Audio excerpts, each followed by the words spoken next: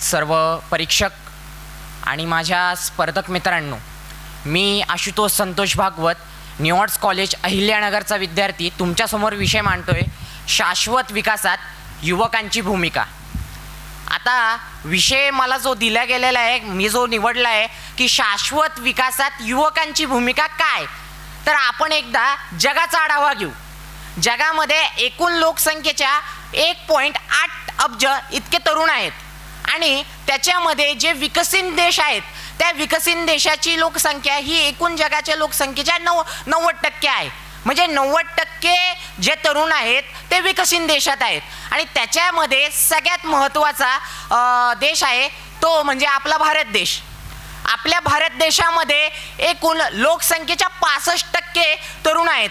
आपण जर का आकडेवारी काढली तर 15 ते 24 वयोगटाची आकडेवारी ही 50% आहे आणि त्याच्यानंतर 25 ते 35%ची आकडेवारी ही 65% आहे. म्हणजे सगळ्यात जास्त तरुणांचा देश हा भारत म्हणून ओळखला जातो. आता जो आपल्याला विषय दिलेला गेलेला आहे की विषय आहेत शाश्वत विकासात युवकांची भूमिका. आता स्वामी विवेकानंद यांनी एका संस्थानाच्या राजाकडं एकदा काय सांगितलं की मला तुम्ही फक्त 100 तरुण द्या, मी तुम्हाला देश बदलून दाखवतो. आता त्यांनी तरुणच का मागितले, इथे प्रश्न निर्माण होतो. ते कोणालाही मागू शकत होते, एखाद्या पीठाधीश्वर मागू शकत होते, कुठे गुरुकुलमध्ये शिकणारे विद्यार्थी मागू शकत होते, गुरु शिक्षक मागू शकत होते, परंतु तरुणच का? कारण की तरुण हे बदल स्वीकारतात आणि समाजामध्ये बदल घडवून आणतात. काळाला अनुकूल असणारे बदल ते घडवून आणतात आणि त्यामुळे त्यांनी केलेला विकास हा लवकर होतो आणि तो शाश्वत ठरतो. आता इथे उपस्थित प्रश्न असा होतो की शाश्वत विकास म्हणजे काय? आता शाश्वत या शब्दाची आपण जरा फोड करू. शाश्वत म्हणजे कायम टिकणारा, जो कायम टिकतो तो शाश्वत. असा विकास म्हणजे शाश्वत विकास, कायम टिकणारा विकास. आणि शाश्वत विकासाची दुसरी व्याख्या म्हणजे काय, तर शाश्वत विकास म्हणजे समाजाला अहितकारी, जो समाजाचा हिताचा विकास आहे असा असलेला विकास म्हणजे शाश्वत विकास. आता आपण काही उदाहरण बघूया शाश्वत विकासाची. आपल्या भारतामध्ये हैदराबादमध्ये एक श्रीकांत रेड्डी यांनी हाला मोबिलिटी याची सुरुवात केली. हाला मोबिलिटीने काय विचार केला, हाला मोबिलिटीचे जे श्रीकांत रेड्डी होते हे युरोपामध्ये शिकले, परंतु त्यांनी युरोपातली नोकरी सोडून देऊन भारतामध्ये स्वतःचा स्टार्टअप सुरू केला. आणि काय सुरू केलं, इलेक्ट्रिकल व्हेकलचा स्टार्टअप. आज हैदराबादमध्ये बघितलं तर एकूण 70% लोक हे काय वापरतात, इलेक्ट्रिकल व्हेकल्स वापरतात. शाश्वत विकासात तरुणांची भूमिका काय, तर विकास असा करायचा की ज्याला पर्यावरणाला असा विकास करायचा की पर्यावरणाला नुकसान झालं पाहिजे नाही. ही आजचे तरुण ही भूमिका घेतात. दुसरी भूमिका तरुण काय घेतात, आरोग्य विषयात घेतात. आज आपण बघतो की आरोग्य विषयात अनेक सुविधा तरुणांनी निर्माण केलेल्या आहे. तरुणांनी हा शाश्वत विकास निर्माण केलेला आहे आणि त्याच्यामध्ये भारताचे तरुण हे अग्रगण्य आहेत. आता आपण इथं हे उदाहरण बघितले की ह्याचे उदाहरणं काय होतात, परंतु आपल्याला काय करावं लागणार आहेत. पर्यावरणानंतर टिकावं लागणार, परंतु पर्यावरण टिकवत असताना, विकास करताना आपल्याला आपल्या राष्ट्रातली नागरी कर्तव्याची सुद्धा जाण पाहिजे. कारण की विकास करतोय, शाश्वत विकास करतोय, परंतु नागरी कर्तव्याची जाण नसली आणि नागरिक कर्तव्याची जाण नसल्यामुळे आपण जर का रस्त्यावर थुकत असलो, रस्त्यावर कचरा टाकत असलो तर तो शाश्वत विकास होत नाही. म्हणून तरुणांनी ही भूमिका घ्यायला पाहिजे, आम्ही नागरिक कर्तव्याचं पालन करून. दुसरं गोष्ट म्हणजे काय, स्वदेशीची चालना, स्वविचार, स्वभावना, स्वदेशीने आपला देशाचा विकास घडवणं. मी इथे शिक्षण घेतोय आणि विदेशात नोकरीला जातोय, विकास घडणार नाही, शाश्वत विकास होणार नाही. म्हणून त्यासाठी तरुणांना ही भूमिका घेण्याची गरज आहे. आता एका गोष्टीकडे आपण वळू. एक उदाहरण अजून एक देतो की शाश्वत विकासामध्ये आपल्याच लातूर जवळ एक आनंदवाडी नावाचं गाव आहे. त्या आनंदवाडी नावाच्या गावामधल्या तरुणांनी एकत्रित आले आणि महिलांच्या शिक्षणाचा दर त्यांनी बघितला. महिलांच्या शिक्षणाचा दर हा अत्यंत कमी त्या गावामध्ये होता. तर त्यांनी काय केलं, महिलांना शिक्षण आणि रोजगार निर्माण व्हावा यासाठी शिक्षण संस्था स्वतः तरुणांनी उभ्या केल्या. तिथे ही सत्य घटना आहे की तिथले जे ग्रामविकासातले सप्तसंपदा आहेत, त्या सप्तसंपदेमधलं शिक्षण हे पद्धत निवडलं आणि महिलांना शिकवलं. आज त्या आनंदवाडी गावामध्ये प्रत्येक घरं ही महिलांच्या नावावर आहे, प्रत्येक व्यवसाय ही महिलांच्या नावावर आहे. आनंदवाडीला जाऊन तुम्ही बघू शकता. शाश्वत विकासात तरुणांनी ह्या भूमिका घेतल्या, परंतु हे करत असताना तरुणांना आरोग्य असेल, शिक्षण असेल, सामाजिक असेल, याच्या सुद्धा भूमिका घेण्याच्या गरजेचा आहे. आता मी विषयाच्या शेवटी वळताना काय सांगेल की मी भारताचंच का उदाहरण दिलं. आपला विषय शाश्वत विकासात युवकांची भूमिका, परंतु भारताचं उदाहरण देण्याचा माझा उद्देश असा होता, भारत हा तरुणांचा देश आहे. भारतामध्ये 65% तरुण आहे आणि या भारताची जी विकासाची भूमिका असणार आहे ती या जगाच्या विकासाची भूमिका असणार आहे. कारण की भारत वसुदैव कुटुंबकम या सिद्धांतावर चालतो. आज आपण राजकीय अराजकता माजलेली बघतो. आज आपण काय बघतो, आज टॅरिफ वॉर सारखे जे काही प्रकरण आहे ते भारतावर लादले जातात, ते वर्चस्वासाठी स्पर्धा केली जातात ते. परंतु याही परिस्थितीमध्ये भारत हा विश्वाचा गुरु विचार करतो, कारण की वसुदैव कुटुंबकम हा आमचा विचार आहे. त्यामुळे शाश्वत विकासात भारताच्या युवकांची मी भूमिका मांडली, कारण की या भारतातल्या युवकांची भूमिका ही स्पष्ट झाली की जगाच्या युवकांची भूमिका ही सुद्धा स्पष्ट होईल. त्यामुळे तंत्रज्ञान असेल, सामाजिक असेल, आर्थिक असेल, या सगळ्या गोष्टींमध्ये भारत हा आधीपासूनच पुढे राहिलेला आहे. परकीय आक्रमकांमुळे तो कुठेतरी शाश्वत विकासापासून लांब चालत चाललेला आहे. परंतु ही विचारधारा आपल्याला बदलावं लागेल आणि आपल्याला आपल्या राष्ट्राचा विकास ही विचारधारणा करून तरुणांना कुठेतरी शाश्वत हा विकास घडवता येईल. आणि स्वामी विवेकानंदांनी ज्या भारताचं स्वप्न बघितलं होतं ते भारताचं विश्वगुरूचं स्वप्न पूर्ण होईल. आणि त्यामुळे शाश्वत विकासात युवकांची भूमिका काय हे मी स्पष्ट केलं. एवढं बोलतो आणि जाता जाता फक्त एवढं म्हणतो की नौजवान सैनिका उचल पाऊला, पुढे चला ध्वनी निनादला. धन्यवाद. पुढचा स्पर्धक आहे 35-035. स्पर्धकाला सूचना आहे की त्यांनी आपलं संबोधन सुरू करत असताना महाविद्यालयाचं अथवा स्वतःचं नाव घ्यायचं नाही. त्यांनी फक्त दिलेला कोड क्रमांक या ठिकाणी म्हणायचा आहे आणि आपलं वक्तृत्व सुरू करायचं आहे, याची काळजी घ्यावी.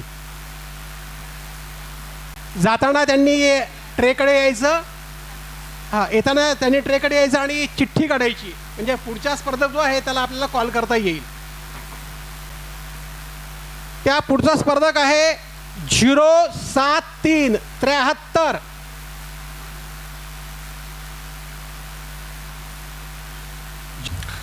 नमस्कार. सभागृहात उपस्थित सगळ्यांनाच नमस्कार. माणसाला सोची जाणीव होत होती तेव्हा माणूस प्राणीसृष्टीतून मनुष्य प्राण्यात येत होता.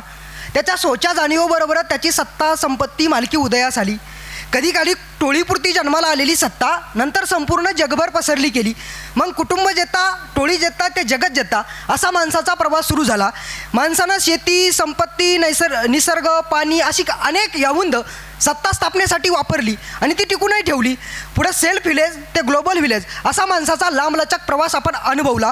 पुढे लोकशाही राज्य आले, परंतु या लोकशाही राज्यामध्ये आल्यानंतरसुद्धा माणसाची सत्ता हव्यासाची हाव मात्र ती तशीच कायम राहिली. मग कधी काळी आपल्याच देशामध्ये सत्ता स्थापन करण्यापासून तर दुसऱ्या देशावरती सत्ता गाजवण्यापर्यंत हा माणसाचा प्रवास लांबला गेला आणि त्यातूनच जागतिक सत्ता संघर्ष आणि लोकशाहीच्या भवितव्याबद्दल विचार करण्याची गरज भासू लागली. अर्थात तोच विचार घेऊन व्यासपीठावरती उभा आहे स्पर्धक सांकेतिक कोड क्रमांक 073.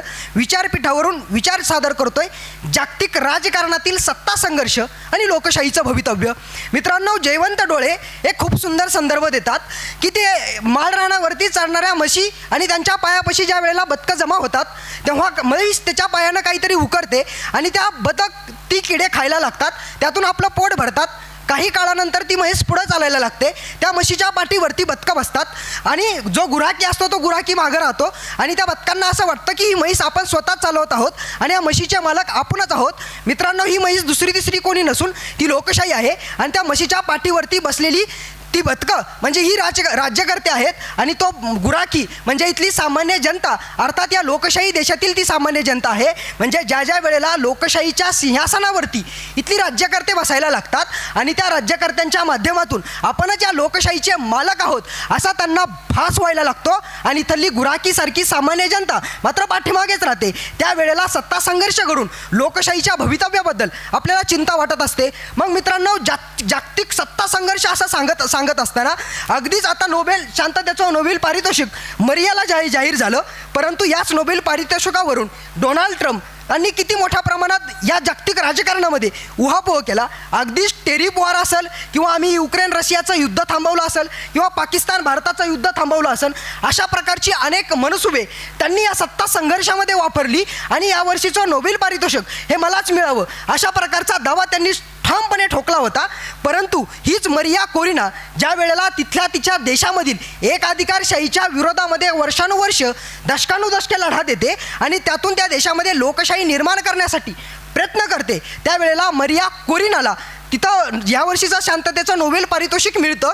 आणि ज्यांनी सत्ता संघर्ष उभा करून या जागतिक पटलावरती एक आपली नवी सत्तेची मनसुबे राहिली, त्या लोकांना मात्र अलगद बाहेर टाकलं जातं. त्यावेळेला लोकशाहीचं गुणगान करणाऱ्यांनाच इथं शांततेचं नोबेल पारितोषिक मिळतं. ही गोष्ट ठामपणे जेव्हा स्पष्ट होते त्यावेळेला लोकशाहीचं भवितव्याबद्दल मला तरी वाटतं चिंता व्यक्त करण्याची गरज भासत नाही.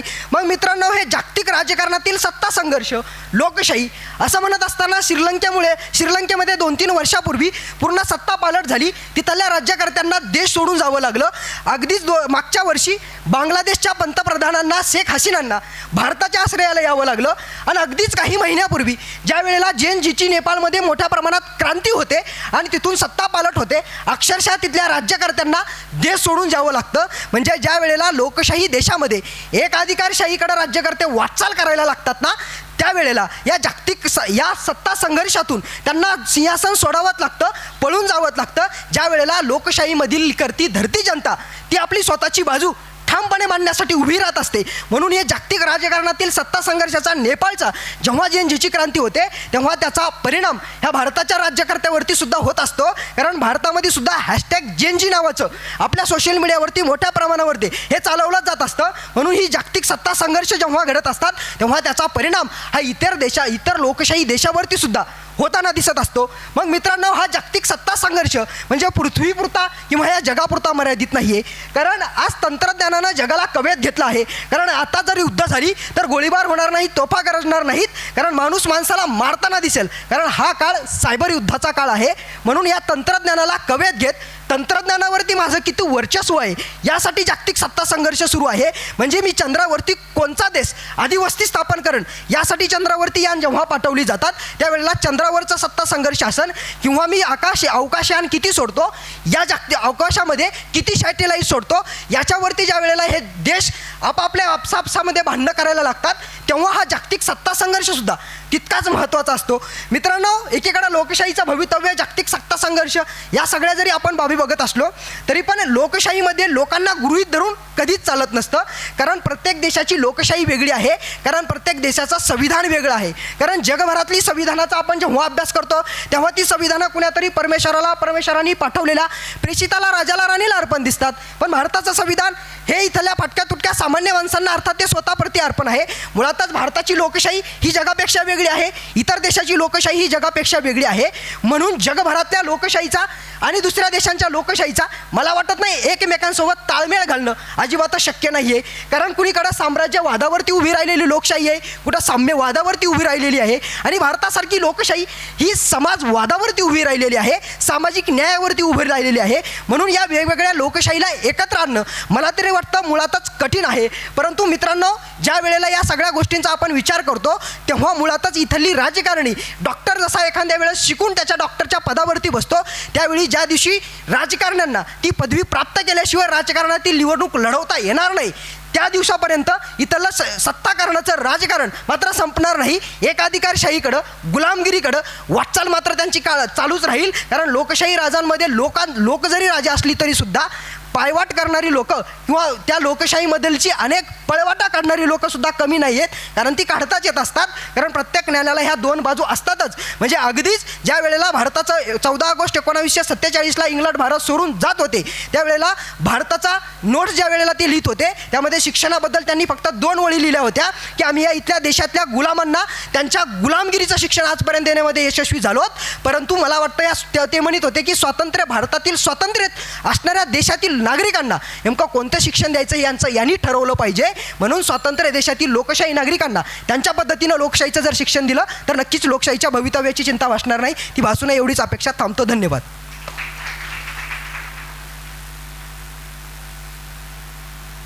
हां या पुढचा स्पर्धक आहे 18-1018.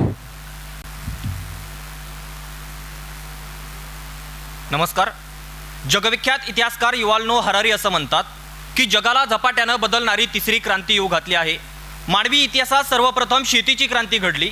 या क्रांतीनं रानटी माणसाचं स्थिर आणि टोळी समाजामध्ये रूपांतर केलं. पुढे वैज्ञानिक क्रांती घडली. या क्रांतीनं मानवी जीवनामध्ये आमूलाग्र बदल घडून आणले आणि मानवासाठी तंत्रज्ञान विकसित केलं. तंत्रज्ञानामुळे मानवाला वसाहतवाद आणि साम्राज्यवादाच्या जोकाड्यातून सुटण्यासाठी मदत झाली. पण आता याच मानवासमोर तिसरी क्रांती येऊ घातली आहे. ज्या क्रांतीला शेतीच्या क्रांतीनं जन्माला घातलेल्या आणि वैज्ञानिक क्रांतीनं शोधलेल्या प्रत्येक गोष्टीची शक्तीस्थळं माहिती आहेत. ज्या क्रांतीतील उपकरणांना स्वतःची बुद्धी आहे, जी मानवाप्रमाणे विचार आणि कृती करू शकते. मानवाच्या जीवनामध्ये आवश्यक असणारं शिक्षण, उद्योग, व्यवसाय, आरोग्य, रोजगार या प्रत्येक क्षेत्रामध्ये आमूलाग्र बदल घडून आणण्याचं काम ही तिसरी क्रांती करत आहे. ती क्रांती म्हणजे कृत्रिम बुद्धिमत्तेची क्रांती. मग आज आपल्या ईमेलमधील स्पॅम ईमेल ओळखण्यापासून रोगांचं निदान करण्यापर्यंत, मनुष्यविरहित गाड्या चालवण्यापर्यंत सगळी कामं कृत्रिम बुद्धिमत्तेच्या मदतीनं केली जाऊ लागली आहेत.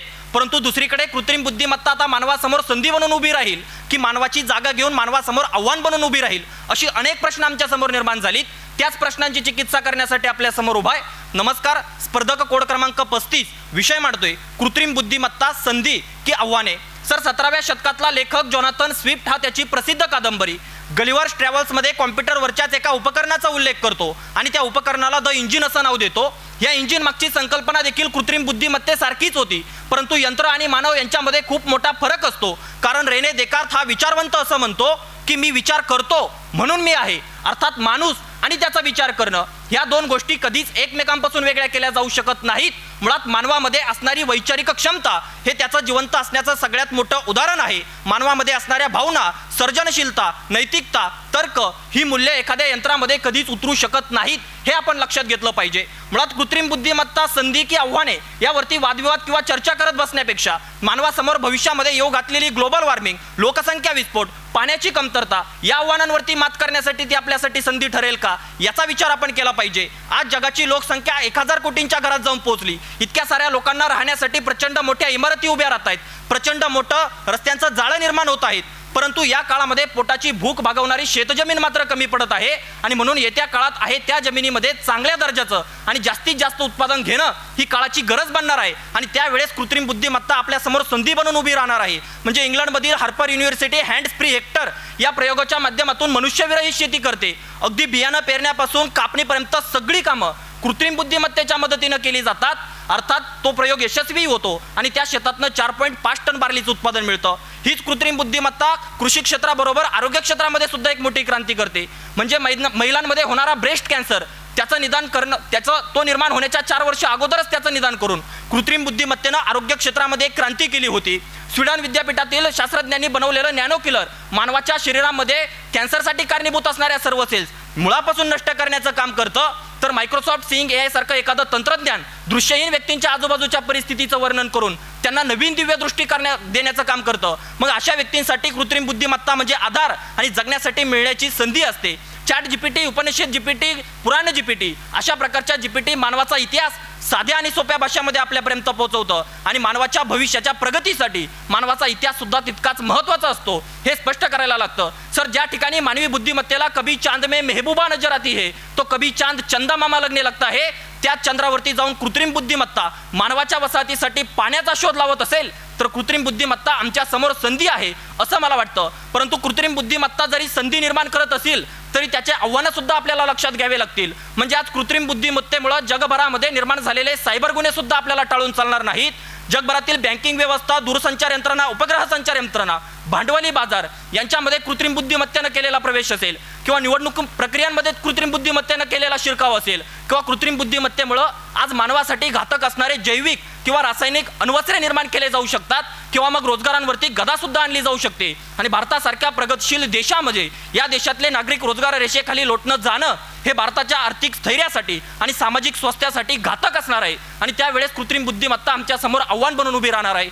सर, चीनच्या झुंझो प्रांतामध्ये एक यंत्रमानव एका कामगाराच्या शरीरामध्ये 10 रॉड घुसून त्याची हत्या करतं. अर्थात हा मानवावरती झालेला पहिलाच हल्ला नाही, परंतु जर कृत्रिम बुद्धिमत्तेनं मानवासारखा विकृत विचार केला तर येत्या काळामध्ये मानवाचं जीवन जगणं सुद्धा मुश्किल होईल. आणि त्यावेळेस कृत्रिम बुद्धिमत्ता आमच्या समोर आव्हान बनून उभी राहणार आहे. एलॉन मस्क कृत्रिम बुद्धीवरती बोलताना म्हणतात की खरं AI will be most dangerous than nuclear weapon. अर्थात कृत्रिम बुद्धिमत्ता ही अण्वस्त्रांपेक्षाही जास्त धोकादायक आहे, कारण येत्या काळात ती मानवापेक्षा जास्त विकसित झालेली असणार आहे. अमेरिकेतल्या न्यूयॉर्क शहरामध्ये जून 2022 मध्ये कृत्रिम बुद्धिमत्तेच्या विरोधातलं सगळ्यात मोठं आंदोलन उभं राहिलं होतं. कारण बॉलिवूड आणि हॉलिवूड चित्रपट सृष्टीमध्ये तिथल्या AIच्या अतिवापरामुळे रोजगारांवरती त्याचा परिणाम झाला होता. हा परिणाम फक्त चित्रपट सृष्टीपुरता मर्यादित राहत नाही, तर येत्या काळामध्ये सामान्य तळागाळातल्या लोकांवरती सुद्धा याचा परिणाम होणार आहे. आणि त्यावेळेस कृत्रिम बुद्धिमत्ता आमच्या समोर आव्हान बनून उभी राहणार आहे. मला वाटतं कृत्रिम बुद्धिमत्ताच्या आव्हानांच्या याद्या वाढवण्यापेक्षा जे चाललंय ते चांगल्यासाठी चाललंय असं जर आपण म्हणत असू तर मला वाटतं हे मानवी बुद्धिमत्तेचं अपयश आपल्याला समजावं लागेल. मला वाटतं जर कृत्रिम बुद्धिमत्तेवरती आव्हानांवरती आपण मात करू शकलो तर येत्या काळामध्ये कृत्रिम बुद्धिमत्ता आमच्या समोर संधी बनून उभा राहील. कारण कवी वसंत बापट त्यांच्या एका कवितेच्या ओळींमध्ये खूप सुंदर शब्दात म्हणतात की गतकाळाची होळी झाली, धरू उद्याची उंचगुडी, पुराण तुमच्या पाची, येई उदयाला नवी पिढी. म्हणजे गतकाळातले रूढीवादी परंपरावादी विचार आमच्या आजच्या तरुणांना नको आहेत. त्यांच्या ज्ञानाची भूक इतकी मोठी झाली आहे की त्यांना फक्त आता पृथ्वीवरती वास्तव्य करायचं नाही आहे, तर त्यांना दुसऱ्या ग्रहांवरती जाऊन त्यांचा निवास शोधायचा आहे. आणि त्यासाठी ते नवनवीन तंत्रज्ञान विकसित करतायत. मला वाटतं हे तंत्रज्ञान असंच विकसित केलं पाहिजे. आणि कृत्रिम बुद्धिमत्तेसारखं तंत्रज्ञान विकसित करत असताना मानवी मूल्य जपत त्याच्या आव्हानांवरती मात करत मानवी मूल्य जपण्याचं काम आपण केलं पाहिजे. ते येत्या काळात प्रत्येकजण करेल इतकाच माफक आशावाद व्यक्त करतो. आणि शेवटी कृत्रिम बुद्धिमत्ता आपल्यासमोर आव्हान न ठरता संदेश ठरो, एवढाच माफक आशावाद. मनपूर्वक धन्यवाद.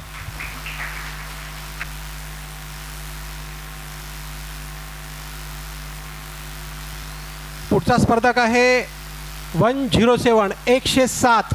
समोरील आपण सर्व सन्माननीय. खुर्चीच्या भांडणात जनता त्रस्त, सत्तेच्या खेळात देश होतोय अस्वस्थ. आता जनतेतच होईल खरी क्रांती, लोकशाही वाचवा हाच आपला संकल्प पवित्र. आज जगभरामध्ये एकच चित्र दिसतंय, सत्तेसाठी होणारी अमर्यादित धडपड, सत्तेच्या खुर्चीसाठी होणारा संघर्ष, राजकीय डावपेच आणि महासत्तांमधील टक्कर. यामुळे सामान्य जनतेचे प्रश्न मात्र दुर्लक्षित होत आहे. लोकशाही ही प्रत्येक देशासाठी एक आशेचा किरण असते, परंतु ज्यावेळेस हा सत्ता संघर्ष तीव्र होतो तेव्हा लोकशाहीची मूल्य मात्र अर्थहीन बनत जात आहेत. आज जगभरामध्ये आपण अनेक देशांमध्ये पाहतोय पत्रकारितेवरती बंधन येत आहेत, विरोधकांवर कारवाया होत आहेत आणि नागरिकांच्या स्वातंत्र्यावर गदा निर्माण होते. याच विचाराचे सखोल मंथन करण्यासाठी आज मी आपणासमोर उभी आहे. नमस्कार, मी कोड क्रमांक 78 या व्यासपीठावर विषय मांडते, जागतिक राजकारणातील सत्ता संघर्ष आणि लोकशाहीचे भवितव्य. टॉलस्टॉय म्हणतोय, प्रगतीवरती माणसाचा आंधळा विश्वास असतो, त्याचं समग्र अनुकरण करत त्याच्या उणीवा या प्रगतीच्या मागं भरून काढतोय. आणि लोकशाही सर्वांना बरोबर घेऊन जाणारी लोकशाहीची न्याय, स्वतंत्रता, समता, बंधुता ही मूल्ये अर्थहीन बनत जातात. मग स्वतःच्या पलीकडे न बघणारा वर्ग निर्माण करणं, त्याची बैगामी करणं आणि समग्रवाद्यांना नामशेष करणं हे सध्या लोकशाहीमध्ये चालू आहे. याच बाजूने विचार करत असताना मला सर्वात अगोदर देश, राज्य आणि जागतिक पातळीवरील सत्ता संघर्ष समजून घेणे गरजेचे वाटायला लागते. कारण आपल्यास माहीत आहे की लोकशाही प्रत्येक देशासाठी एक आशेचा किरणच असते. आपण लोकशाहीचे महत्त्व जाणतोच हो, परंतु या जागतिक सत्ता संघर्षामुळे लोकशाहीवर किती परिणाम होत आहेत याचा सुद्धा आढावा घेणे गरजेचे आहे. याच बाजूने जागतिक पातळीचा विचार करत असताना जागतिक स्तरावरील सत्ता संघर्षाची परिस्थिती तितकीच गंभीर आहे.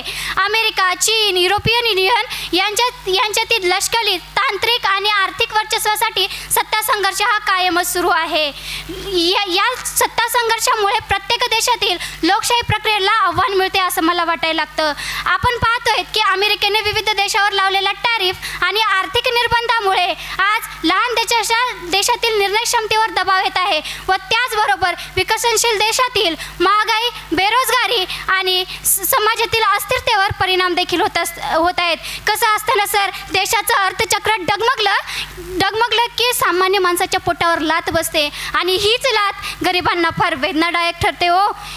वेदनादायक ठरते. याच बाजूने जगातील सर्वात मोठी लोकशाही असणाऱ्या आपल्या भारताच्या बाजूने विचार करत असताना भारतातही देखील सत्ता टिकवणं आणि मिळवणं यासाठी सत्ता संघर्ष हा कायमच चालू आहे. आपण पाहतोय केंद्र राज्य पातळीवरील होणारे मतभेद, पक्षांतरण, निर्णय प्रक्रियेतील पारदर्शकतेचा अभाव यामुळे लोकशाहीची मूल्य कुठे आहेत हे मला समजलंच नाही. आज आपण भरपूर जणांनी पाहिलं की जे लडाखमध्ये झालेली घटना, ज्यांनी लडाखमधील शिक्षणाला एक वेगळे वळण दिले, ज्यांनी दुनियेला ग्लेजरायझेशन वाचवण्यासाठी एक वेगळा मार्ग दाखवला, ज्यांच्या जीवनावरती आमिर खानच्या 3 Idiots चित्रपटामुळे आज आपली पूर्ण जनता प्रेरित आहे, ज्यांनी हिमालय प्रदेशातील भारतीय सैनिकांचे थंडीपासून संरक्षण व्हावे यासाठी सोलार एनर्जी टेंट तयार केले, असे सोनम वांगचूक आज हे देशासाठी नायक की खलनायक असा माझ्या मनामध्ये प्रश्न उद्भवतोय.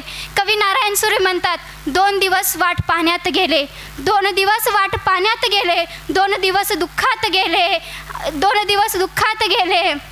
आता हिशोब करतोय डोईवरती किती राहिले उन्हाळे, शेकडो चंद्र आले, तारे फुलले, रात्र धुंद झाली आणि भाकरीचा चंद्र शोधण्यातच जिंदगी बर्बाद झाली. असली लोकशाही काय कामाची? लोकशाही म्हणजे काय? अब्राहम लिंकन म्हणतात तसे, लोकांनी लोकांच्या हिताकरिता लोकांकरिता चालवले जाणारे राज्य म्हणजे लोकशाही. ही लोकशाहीची खऱ्या अर्थाने ओळख आहे. लोकशाही फक्त केवळ नागरिकांचे हक्क नाहीत तर त्यांची जबाबदारी देखील आहे. आपण पाहतोय ही लोकशाही आपण आज जगामध्ये सर्वांना परिचित असणारा विषय आहे, परंतु लोकशाहीचे स्पर्धक कोण? लोकशाहीचे स्पर्धक हे दुसरे तिसरे कोणी नाहीत. आपल्याला परिचितच असणारे राज्यशाही, हुकुमशाही, भांडवलशाही, फॅसिझम, साम्यवाद हे लोकशाहीचे स्पर्धक आहेत. हे मार्ग अनेकदा नागरिकांच्या मोकळेपणावर गदा निर्माण करतात आणि कसं असतं ना, सत्ता एका ठराविक हातामध्ये केंद्रित झाली की लोकशाहीचा प्रकाश हा मंदावताना दिसतोय आणि हाच प्रकाश आज मला नेपाळ आणि बांगलादेशमध्ये मंदावताना दिसतोय. याही पुढे जाऊन मी विचार करत असताना लोकशाही आता जागतिकीकरणाचा काय संबंध असेल? लोकशाहीमध्ये आपण पाहतोय, आज आपण बरेच जण पाहतोय, आज महाराष्ट्रामध्ये किंवा इतर राज्यामध्ये अतिवृष्टीचा परिणाम झालेला आहे. यामुळे शेतकऱ्यांचं नुकसानही भरपूर प्रमाणामध्ये झालेलं आहे. आपण पाहतोय की राजकारणाविषयी किंवा सत्तेविषयी किंवा त्यांच्या उद्योगांना हातभार लावण्यासाठी राजकीय निर्णय एका रात्रीत किंवा घंट्यामध्ये घेतले जातात. त्यावेळी त्यांना नियम नाही, संविधान नाही आणि कानून कायदेही लागू नाहीत आणि ज्या वेळेस आपल्या देशातील शेतकऱ्याचा आणि विविध समस्यांचा वेळ येते त्यावेळेस मात्र आम्हाला 2 दिवस नियमावली बघण्यात जातात, 2 दिवस कानून कायदे बघावं लागतात आणि 2 दिवसाच्या पुढे जाऊन आमची मागणी तात्पर्याने पूर्ण होते का नाही यासाठी वेळ घ्यावा लागतो. मग हे कुठेही लोकशाहीची मूल्य मला सांगा खऱ्या अर्थाने लागू होतात का हो? ही लोकशाही काय यासाठी लागू होत नाहीत. म्हणूनच मला एवढंच म्हणणं वाटतं, लोकशाहीचा प्रकाश आपल्याला मंदावताना दिसतोय आणि लोकशाही जर अशीच चालू राहिली तर लोकशाहीचे भवितव्याला दिशा देण्याऐवजी कधी दुर्दिशा मिळेल हे सुद्धा मला समजणे अवघड वाटायला लागते. शेवटी एवढंच म्हणेल, हरिवंश राय बच्चन म्हणतात, जो अंधकार से ना डरे वही प्रकाश का हकदार है और जो सत्ता संग्राम से ना डरे वही लोकतंत्र का हकदार है. यासाठीच आपण सर्वांनी लोकशाहीच्या नियमाला आपण प्रश्न उत्तर केले पाहिजेत या विषयातून मांडते आणि जागतिकीकरणाला जर आज भारत लोकशाहीमध्ये सक्षम झाला तर जागतिकीकरणाला सत्ता संघर्ष वेळेत कमी होईल असं आश्वासनही देते आणि एवढं बोलून थांबते. जय हिंद, जय महाराष्ट्र.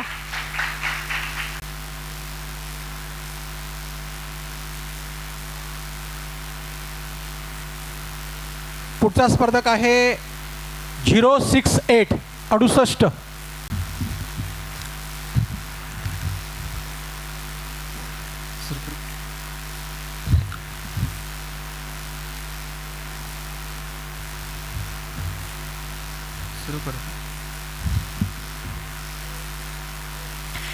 सर्वांना माझा नमस्कार.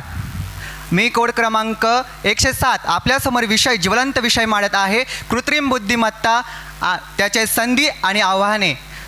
कालचं जग वेगळं होतं, आजचं जग बदललेलं आहे. भूक लागलेली आहे मात्र अन्न मात्र बदललेलं आहे. त्याच नंतर वारा तोच आहे, दिशा मात्र बदललेली आहे. पुन्हा मग त्याच नंतर बुद्धी तीच आहे मात्र अनुभूती मात्र बदललेली आहे. आणि या अनुभूतीच्या माध्यम आहेत ते म्हणजेच कृत्रिम बुद्धिमत्ता. आणि यावर विचार करणारी प्रक्रिया म्हणजे मानव ज्या काळापासून विचार करतो तो उपजत विचार करत असतो. आणि त्या उपजत विषयापासून कृत्रिम बुद्धिमत्तेची सुरुवात झाली. म्हणजे आपल्याला इतिहासाचा आढावा घ्यायला लागतो. मग इतिहासामध्ये मानवाने चाकाचा शोध लावला. चाकाच्या शोधापासून 17व्या शतकामध्ये तरी औद्योगिक क्रांतीचा शोध लावला. आणि औद्योगिक क्रांतीनंतर त्याने 18व्या शतकामध्ये उत्क्रांतीवादाचा डार्विनने सिद्धांत मांडला. त्याच नंतर 1990मध्ये जागतिकीकरण आलं आणि ChatGPT आणि यासारख्या नवीन बदलांचा अनुभव आणि या कृत्रिम बुद्धिमत्तामध्ये आल्या. सुरुवात प्रथम कळतो की कृत्रिम बुद्धिमत्ता म्हणजे नेमकं काय. तर कृत्रिम बुद्धिमत्ता म्हणजे संगणक प्रणाली, वैज्ञानिक प्रणाली जी मानवासारखी विचार करते, मानवासारखी वागते, समजते, समजून घेते चित्र, तर्क समजते, समस्या सोडवणे, नैसर्गिक भाषा समजणे यासारख्या माध्यमातून कृत्रिम बुद्धिमत्ता वैज्ञानिकच्या साहाय्याने ती एका मशीनमध्ये चालवली जाते, एखाद्या संगणक प्रणालीमध्ये चालवली जाते. ही म्हणजे कृत्रिम बुद्धिमत्ता.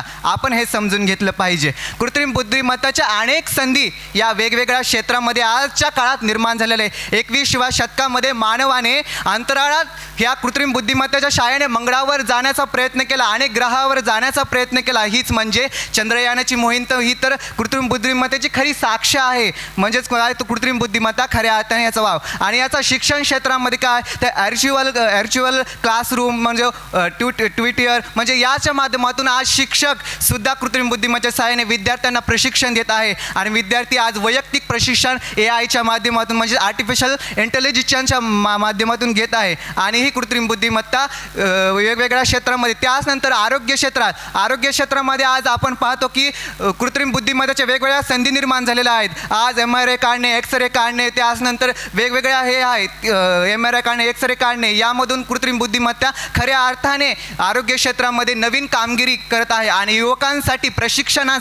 युवकांसाठी आज मोठमोठ्या संधी या मशीनच्या साहाय्याने त्यांना प्रशिक्षण देखील आज मिळत आहे. त्याचनंतर कृषी क्षेत्रामध्ये हवामान खात्याची त्याचनंतर मग खताची माहिती घेणे, नैसर्गिक यासारख्या माध्यमातून देखील आज आपला बळीराजा ही माहिती घेऊ शकतो. म्हणजेच काय, कृत्रिम बुद्धिमत्तेच्या वैद्यकीय क्षेत्रात, त्याचनंतर कृषी क्षेत्रामध्ये संधी निर्माण झालेल्या पाहिजेत.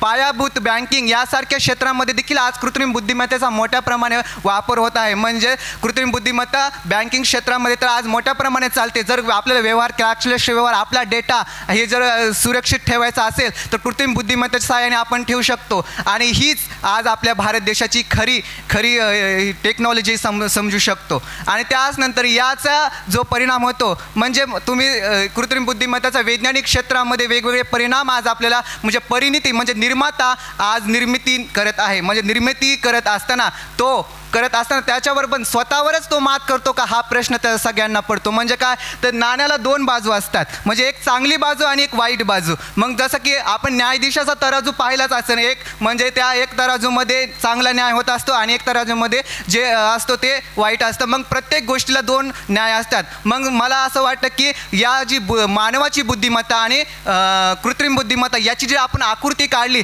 तर मला ज्ञानेश्वरांनी जी लिहिलेलं पसायदान आहे त्याच्यामध्ये जे आहेत ओळी ते की जे वांचिलं तोचीची लावे, जे वांचिलं तोचीच लावे या ओळीचा अर्थ समजतो. म्हणजेच काय, आव्हाने खूप आहेत. या आव्हानावर मात करण्याची क्षमता मानवावर असली पाहिजे. मग आता या आव्हाने कोणकोणते, तर शिक्षण क्षेत्रामध्ये आज प्रत्येक शिक्षक हे आपल्या याच्या माध्यमातून हे करू शकतं. परंतु आज जर AI इथं आलं तर मग शिक्षक आज बेरोजगार होतील, पुन्हा मग नोकऱ्या मिळणार नाहीत, मग त्यांना मिळणार नाही. आणि शिक्षक म्हणजेच काय, तर आता तुमच्या प्रत्येकाच्या हातामध्ये मोबाईल आहे. आणि मोबाईलनं आपल्या बुद्धिमत्तेला इतकंही करून दिलं आहे की आपण शून्य होत आहोत, भावनाशील होत आहे, संवेदनशील ही भावनाच आपण विसरून जात आहोत. म्हणजेच काय, कृत्रिम बुद्धिमत्ता आपण खऱ्या अर्थाने विसरून जात आहोत.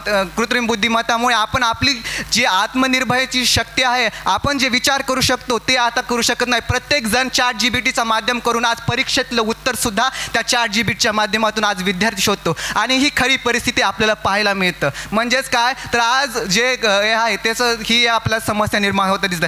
आरोग्य क्षेत्रामध्ये आरोग्य क्षेत्रामध्ये वेगवेगळ्या समस्या निर्माण झाल्या, परंतु या समस्या निर्माण झाल्या पण याची जी अंमलबजावणी आहे ती अंमलबजावणी होताना दिसत नाही. म्हणजेच काय, आणीबाणीच्या काळामध्ये जे आहे ते त्याला दिसत नाही. त्याचनं कृषी क्षेत्रामध्ये देखील वाव मिळत नाही.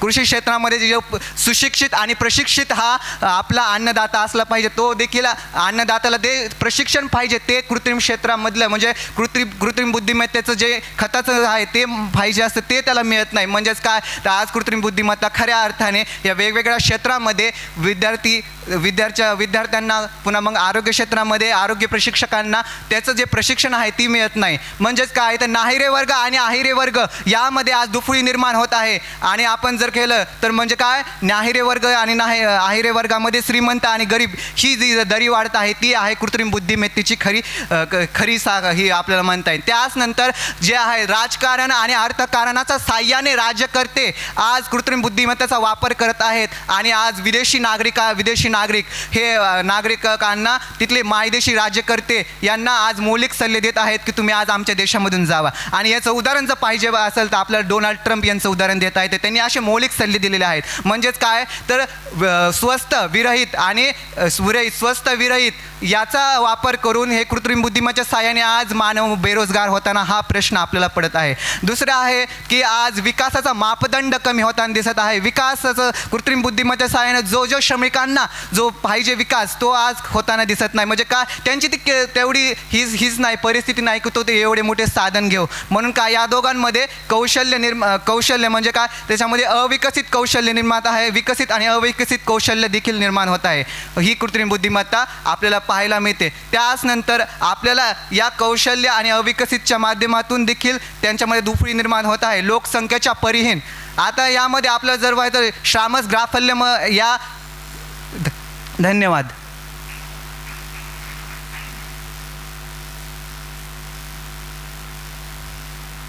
झिरो सिक्स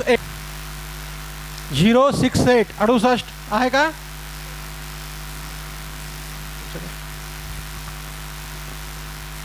पुढचा स्पर्धक आहे 038 38. तयार राहायचे त्यांनी समोर.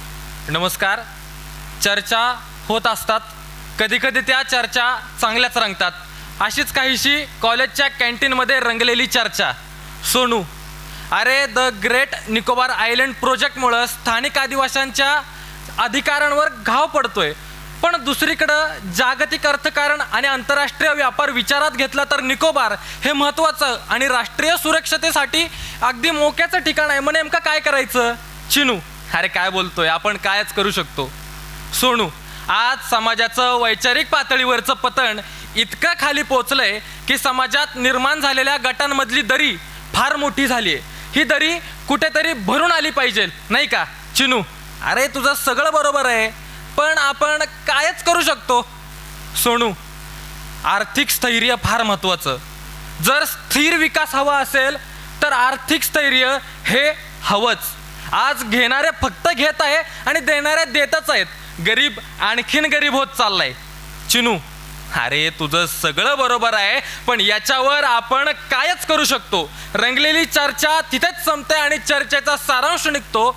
आपण कायच करू शकतो. आणि याच प्रश्नाच्या उत्तराचा उलगडा करण्यासाठी नमस्कार, मी स्पर्धक क्रमांक 68 विषय मांडतोय, शाश्वत विकासात युवकांची भूमिका. खरं तर विषय लक्षात घेत असताना शाश्वत विकास आणि युवक हे दोन धागे मला दिसतात.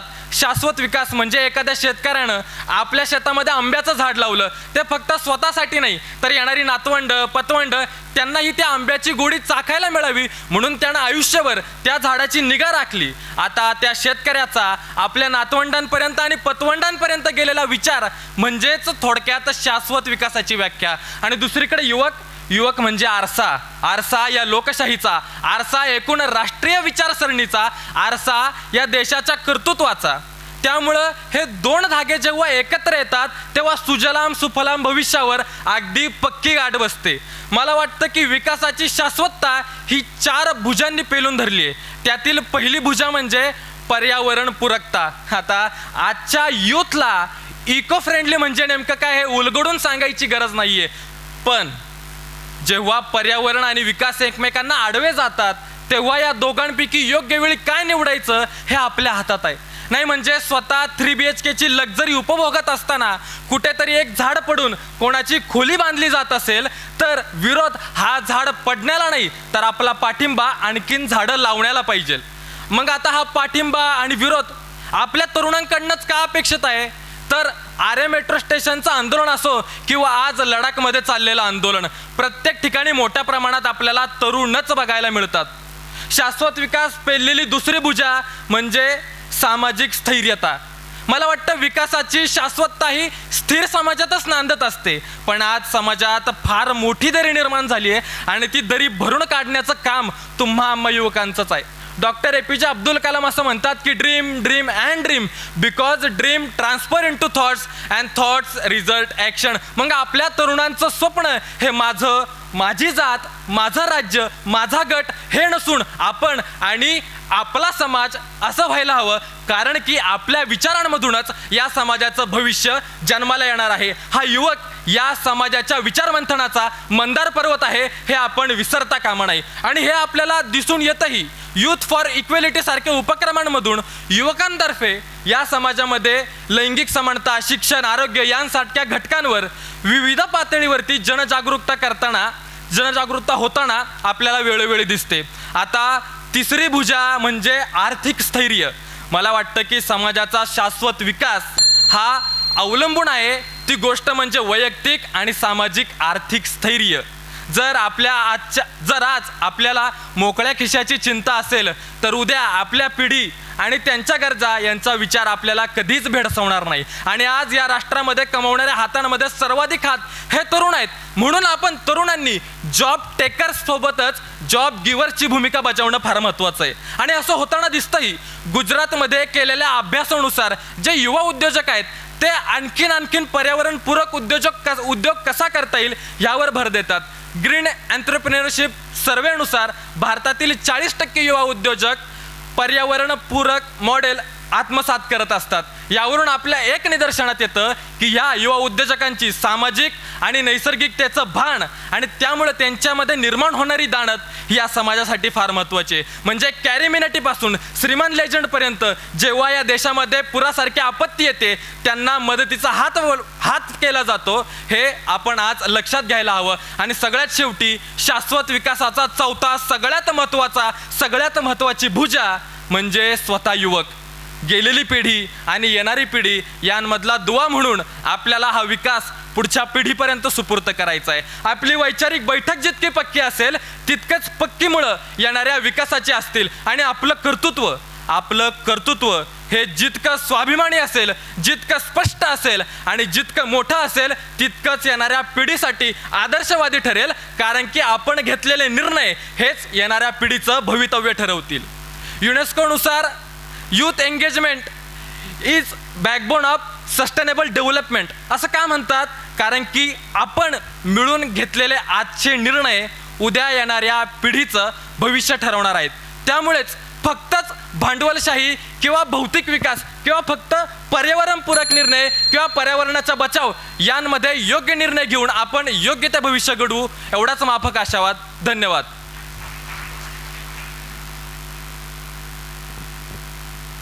038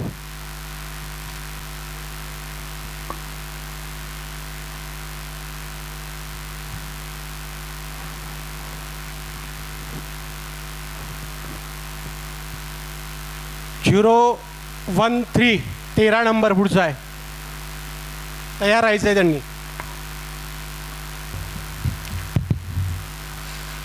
नमस्कार मित्रांनो, चाकाच्या शोधापासून ते वाफेच्या इंजिनापर्यंत, विविध राज्यक्रांत्यांपासून ते औद्योगिक क्रांतीपर्यंत, तार, पत्र, टपालपासून ते SMS, ईमेल, जीमेलपर्यंत. इतकंच नव्हे तर विज्ञानाच्या 3R पासून तंत्रज्ञानाच्या बायो, नॅनो, इन्फॉर्मेशन टेक्नॉलॉजीच्या 3T पर्यंतचा प्रवास आपण मानवी बुद्धिमत्तेच्या जोरावर पूर्ण करू शकलो. कारण बुद्धिमत्ता ही एकमेव अशी गोष्ट आहे जी माणसाला इतर सजीवांपासून वेगळं ठरवते. मग हेच वेगळेपण पुन्हा एकदा जपत माणसाच्या नैसर्गिक बुद्धिमत्तेला जोड देत एका नवीन तंत्रज्ञानाचा जन्म झाला. त्याचं नाव होतं कृत्रिम बुद्धिमत्ता. परंतु याच कृत्रिम बुद्धिमत्तेवर भाष्य करताना कवी दुर्गेश सोनार असं म्हणतात की कोणते प्रतिबिंब माझे दावितो हा आरसा, हे खरे की ते खरे हा पेच पडल्यासारखा. अगदी तोच पेच आपल्याला कृत्रिम बुद्धिमत्तेच्या माध्यमातून पडतो आणि कृत्रिम बुद्धिमत्ता आपल्याला आव्हान की संधी वाटायला लागते. हा पेच मांडण्यासाठी आपल्यासमोर उभा आहे. नमस्कार. सांकेतिक कोड क्रमांक 002 विषय मांडतोय कृत्रिम बुद्धिमत्ता, संधी की आव्हान.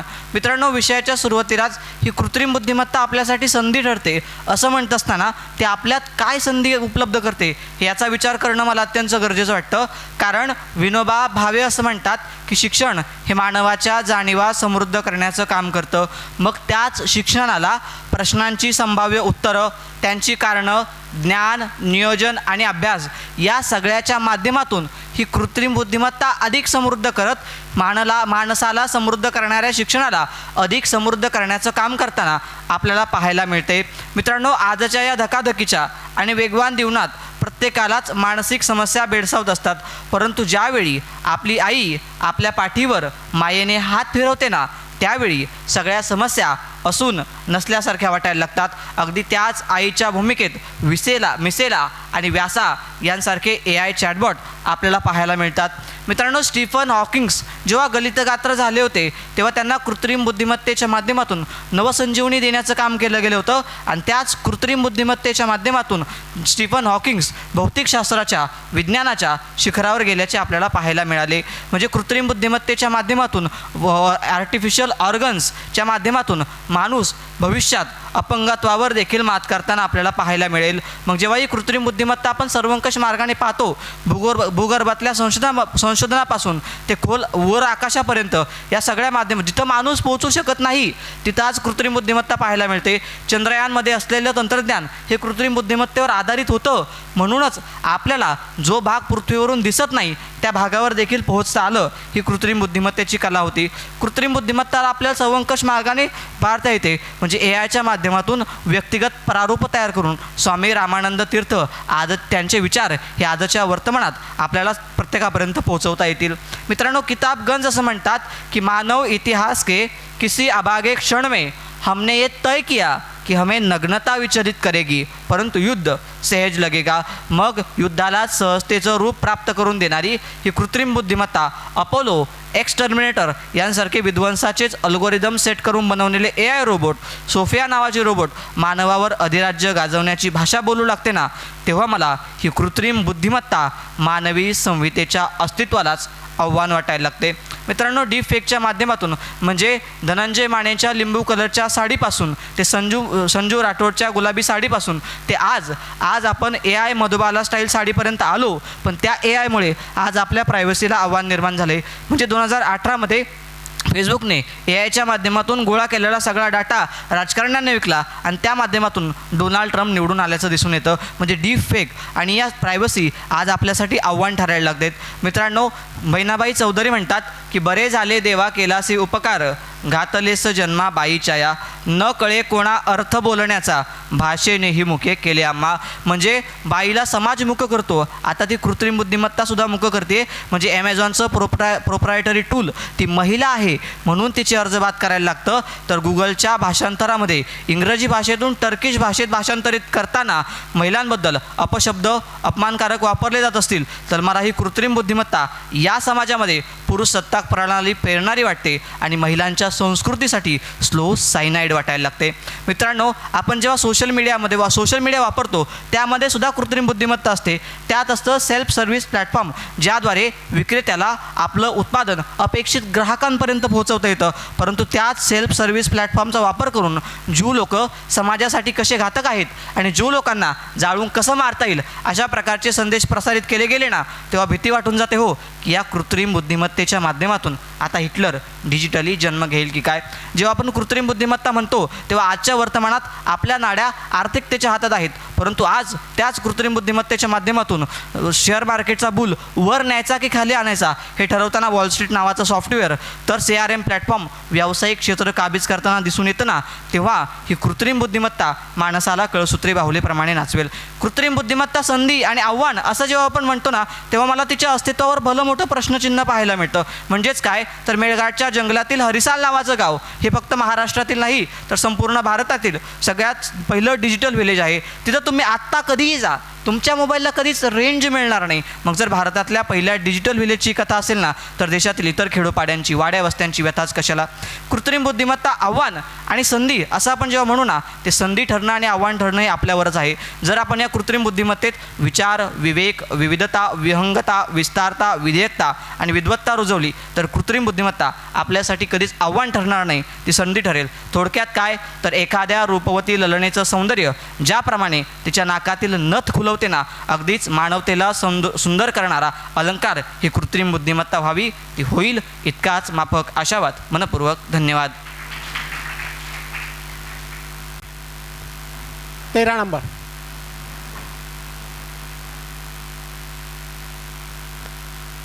पुढचा स्पर्धक आहे 030. मित्रांनो, मी सांकेतिक कोड क्रमांक 13. माझा विषय आहे जागतिक राजकारणातील सत्ता संघर्ष व लोकशाहीचे भवितव्य. मित्रांनो, सत्ता संघर्ष हा काही नवीन नाही आहे.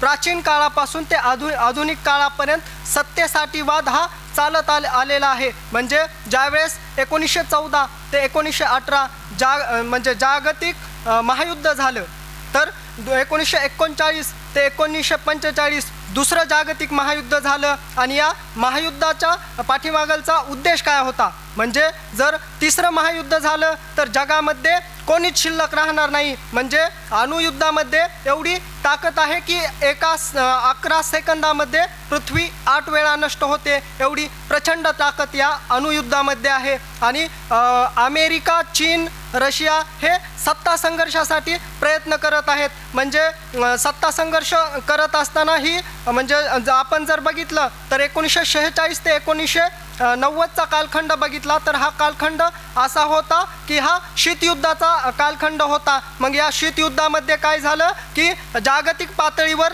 दोन महासत्ता निर्माण आल्या. एक होती रशियाची तर दुसरी होती अमेरिकेची. मग काय झालं होतं की या मोठ्या सत्तांनी आपापसात एकही युद्ध न करता म्हणजे जागतिक पातळीवर खूप मोठ्या प्रमाणामध्ये जगामध्ये जे राष्ट्र आपापल्या गटामध्ये आले होते त्या सहयोगी गटामध्ये वळवले आणि नंतर जे अप्रत्यक्ष गट होते त्या गटांना म्हणजे त्या देशामध्ये आर्थिक अस्थिरता माजवण्याचं काम या महासत्तांनी केलं. मित्रांनो, म्हणजे जागतिक राजकारणामध्ये अमेरिकेने नाटो, सिएटो, सेंटो तर रशियाने वारसा करार केला. आणि या करारातून म्हणजे नेमकं काय होतं तर फक्त म्हणजे जागतिक युद्धच होतं. मित्रांनो, काही देशामधील सत्ता संघर्षामुळे झालेले परिणाम युद्ध या ठिकाणी मी महत्त्वाचं मानतो. सर्वात प्रथम म्हणजे भारत आणि पाकिस्तानचं. ज्यावेळेस 1971ला पूर्व पाकिस्तान आणि पश्चिम पाकिस्तान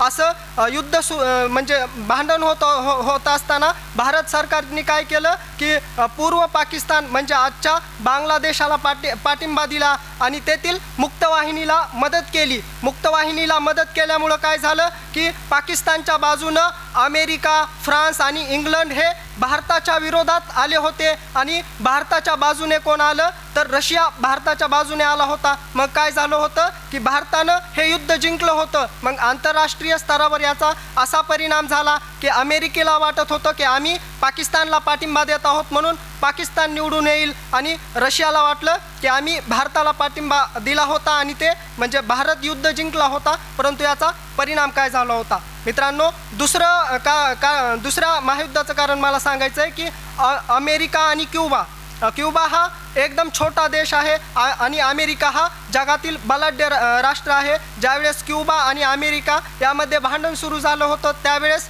रशियानं काय केलं की क्युबाची बाजू घेतली आणि क्युबामध्ये जाऊन आपला अणुस्फोट लावला. एक काळ असं संकट आलं होतं की सकाळी युद्ध होतंय की संध्याकाळी युद्ध होतंय अशा प्रकारची परिस्थिती निर्माण झाली होती. नंतर अमेरिकेला क्युबासारख्या छोट्या राष्ट्राच्या कृती स्वीकाराव्या लागल्या कारण रशियाची या पाठीमागे मोठी शक्ती होती. मित्रांनो, माझा तिसरा मुद्दा आहे रशिया आणि युक्रेन.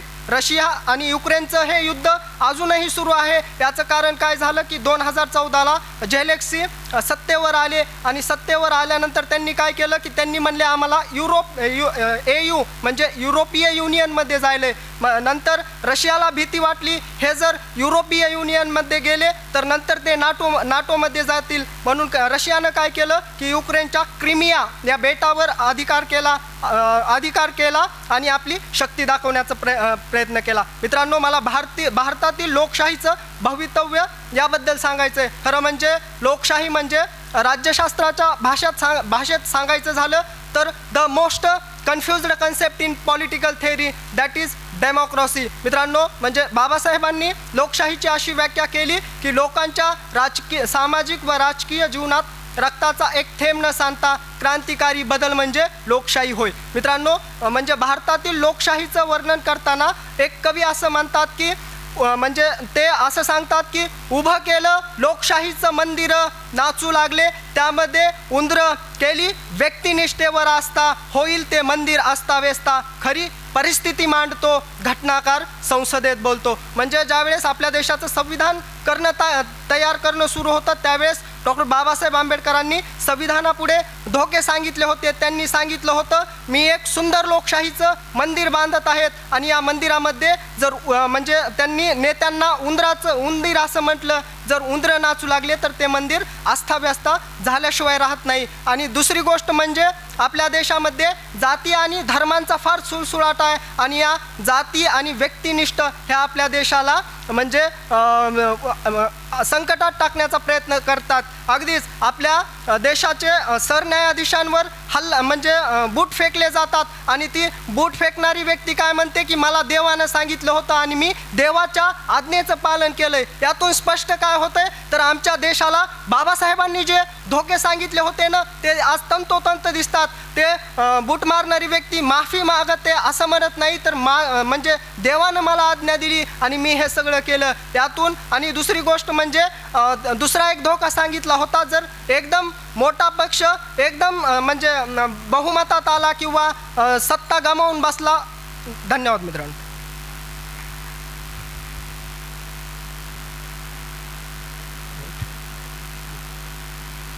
पुढचा स्पर्धक आहे 04343.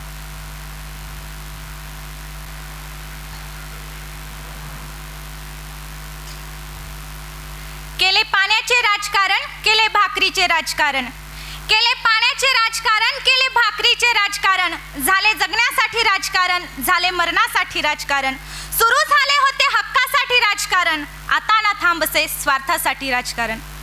सर्वांना माझा मनपूर्वक नमस्कार. मी कोड क्रमांक 30 विषय सादर करते, जागतिक राजकारणातील सत्ता संघर्ष आणि लोकशाहीचे भवितव्य. महोदय, प्रस्तुत विषयावर बोलत असताना सर्वप्रथम राजकारण म्हणजे काय हे माहीत असणं अत्यंत गरजेचं आहे. तर गरिबांच्या हक्कासाठी लढता लढता श्रीमंत होणे, वर्षानुवर्ष जनतेला धोका देण्याचं कारण म्हणजे राजकारण होय. ही सध्या राजकारणाची व्याख्या. घोटाळे, लाच, शिफारसी, गुंडागिरी म्हणजे राजकारण. राजकारण करायचं म्हणजे भरपूर पैसा हवा, प्रचंड मनुष्यबळ हवं, कुठल्याही टोकाला आणि कोणत्याही पातळीला जाण्याची तयारी हवी. ही राजकारणाबद्दलची समजूत. त्यामुळे राजकारण हा प्रांतच लोकांना आपला वाटत नाही. हे चांगल्या माणसांचं क्षेत्रच नाही असं समजलं जातं. पण खरं तर हे अंडा आधी की कोंबडी आधी या तिड्यासारखं आहे. कारण राजकारण भ्रष्ट आहे असं म्हणत चांगली माणसं तिकडं फिरकत नाहीत आणि चांगली माणसं राजकारणात येत नसल्यामुळे राजकारणाचा दर्जा काही सुधारत नाही. वास्तविक पाहता लोकशाही व्यवस्थेत लोकांचे प्रश्न अजेंड्यावर आणण्यासाठी आणि ते सोडवण्यासाठी राजकीय व्यवस्थाच सगळ्यात महत्त्वाची ठरते. कारण मनुष्य हा जसा समाजशील प्राणी आहे तसाच तो राजकीय प्राणी देखील आहे. खऱ्या अर्थानं राज्याच्या कल्याणासाठी म्हणजेच राज्यातील लोकांच्या कल्याणासाठी केलेलं कारण म्हणजे राजकारण होय. आपला देश किंवा आपलं राज्य कसं चाललं पाहिजे, कुठल्या तत्वांवर चाललं पाहिजे, त्याचे आग्रह काय असले पाहिजेत, राज्य कशासाठी चालवलं पाहिजे याचा विचार मांडणं, त्या विचाराचा आग्रह धरणं आणि तो पूर्ण करण्यासाठी सत्तेत येण्यासाठी निवडणुका लढणं, त्या जिंकण्यासाठी लोकांना आपला विचार पटवून देणं आणि नंतर तो सत्यात उतरवणं म्हणजे राजकारण. महोदय, यानंतर प्रस्तुत विषयाची मांडणी ही 2 टप्प्यात करणे महत्त्वाचे आहे. पहिला टप्पा असा की जागतिक सत्ता संघर्ष म्हणजे काय. तर जेव्हा राष्ट्रे आपल्या स्वार्थासाठी, जागतिक नियंत्रणासाठी किंवा प्रभावासाठी संघर्ष करतात तेव्हा त्यास जागतिक सत्ता संघर्ष असे म्हणतात. हा संघर्ष कधी लष्करी शक्तीने, कधी आर्थिक साधनांनी, तर कधी तंत्रज्ञान किंवा धोरणांच्या माध्यमातून केला जातो. आणि दुसरा टप्पा असा की लोकशाही म्हणजे काय. तर लोकशाही ही एक अशी शासन व्यवस्था आहे जिथे सत्ता ही थेट जनतेकडून किंवा त्यांच्या प्रतिनिधींमार्फत चालवली जाते. सद्यस्थितीला जागतिक राजकारणात जागतिक सत्ता संघर्ष ही एक अनिवार्य गोष्ट झाली आहे. उदाहरणार्थ अमेरिका आणि चीन यांच्यातील व्यापार आणि तंत्रज्ञान युद्ध हे स्पष्ट दाखवतं की राष्ट्रे हे संसाधने, माहिती आणि आर्थिक प्रभुत्वासाठी सतत संघर्ष करत आहेत. दुसरे उदाहरण म्हणजे रशिया आणि युक्रेनचे युद्ध, जे केवळ भौगोलिक नियंत्रणापुरते मर्यादित नाही तर जागतिक सुरक्षा, ऊर्जा पुरवठा आणि जागतिक अर्थव्यवस्थेवर खोलवर परिणाम करत आहेत. या संघर्षाचा परिणाम केवळ त्या 2 राष्ट्रांपुरता मर्यादित राहत नाही तर जागतिक सुरक्षा, ऊर्जा पुरवठा आणि संपूर्ण देशावर होतो. अन्नधान्याचा तुटवडा, महागाई आणि निर्वासितांच्या समस्या यांसारख्या समस्यांचे तोंड देण्याची वेळ ही फक्त आणि फक्त सामान्य जनतेलाच येते. महोदय, जागतिक संघर्षाच्या या धगधगत्या परिस्थितीत लोकशाहीचे भवितव्य मात्र प्रश्नांकित होते. कारण जेव्हा ही राष्ट्रे आपली सत्ता टिकवण्यासाठी भीती, प्रचार यंत्रणा, दडपशाही आणि आर्थिक निर्बंधांचा वापर करतात तेव्हा लोकशाहीचे मूळ तत्व स्वातंत्र्य, समता आणि न्याय धोक्यात येते. भारताच्या शेजारील राष्ट्रांमध्ये तर लोकशाही ही फक्त कागदापुरती मर्यादित राहिली असून प्रत्यक्षात तिथे हुकुमशाही आणि एकाधिकारशाही वाढताना दिसते. आज जागतिक सत्ता संघर्ष हा केवळ भौगोलिक सीमांपुरता मर्यादित नाही तर सायबर युद्धात, माहितीच्या नियंत्रणात आणि तंत्रज्ञानाच्या मालकीतही दिसतो. कृत्रिम बुद्धिमत्ता, उपग्रह संप्रेषण आणि सायबर सुरक्षा यामध्ये कोण आघाडीवर राहील हा देखील एक मोठा संघर्ष आहे. जे देश माहिती नियंत्रित करतात ते देश इतर देशांच्या निर्णयावर अप्रत्यक्षपणे प्रभाव टाकतात. त्यामुळे भविष्यात जर लोकशाही टिकवायची असेल तर माहितीचे स्वातंत्र्य आणि डिजिटल जबाबदारी या बाबी महत्त्वाच्या ठरणार आहेत. महोदय, भारतीय लोकशाहीकडे पाहिल्यास विविधतेत एकतेचे एक अद्भुत उदाहरण दिसतं. कारण जगातील सर्वात मोठ्या निवडणुका येथे पार पाडतात आणि कोट्यावधी नागरिक आपल्या मतदानाचा अधिकार बजावतात. काही त्रुटी, अडचणी आणि आव्हाने असली तरी लोकशाहीची मुळे ही भारतात घट्ट रुजली आहेत.